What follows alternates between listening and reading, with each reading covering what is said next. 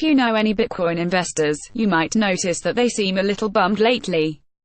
After months of an upward trend, the value of Bitcoin, along with some lesser-known cryptocurrencies, such as Ethereum and Ripple, recently slumped, leading to some predictions that the bubble of its inflated value is beginning to pop, that cryptocurrency in general is on its way out.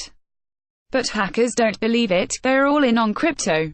They're in so deep, in fact, that they're hijacking thousands of websites, including those that belong to reputable entities like the UK's National Health Service and the US court system, to mine the stuff, according to the Register. You might ask, what do so many disparate sites have in common? They all use a plugin called Browse Aloud, which allows blind or partially sighted people to listen to the text that appears on screen. That's what the hackers used to hijack the websites.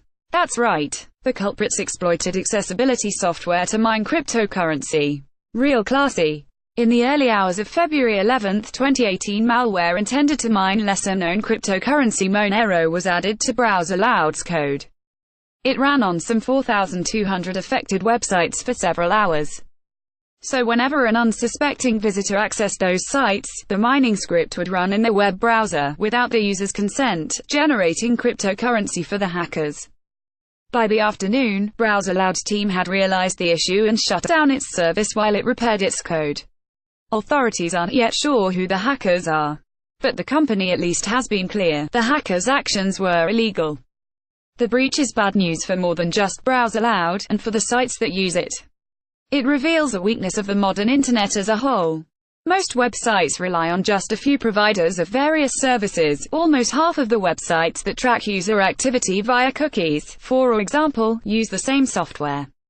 That means that if hackers can crack that one common software, they can take advantage of thousands, or even millions, of sites that rely upon it. The websites themselves have little control over it. And even though Browse Aloud had been preparing for such a breach over the past year, according to a company statement, there wasn't much their clients could do after the attack. Yes, breaches are bad, but ultimately, consumers didn't suffer too much from this one. The hackers didn't steal any user information. That could be particularly bad for users typing in their most personal identifying information to government websites. They didn't infect computers with buggy software. They just mined some cryptocurrency, and probably made the environment just a bit worse off for it. And in that regard, they're far from the only ones. Disclosure: several members of the Futurism team, including the editors of this piece, are personal investors in a number of cryptocurrency markets.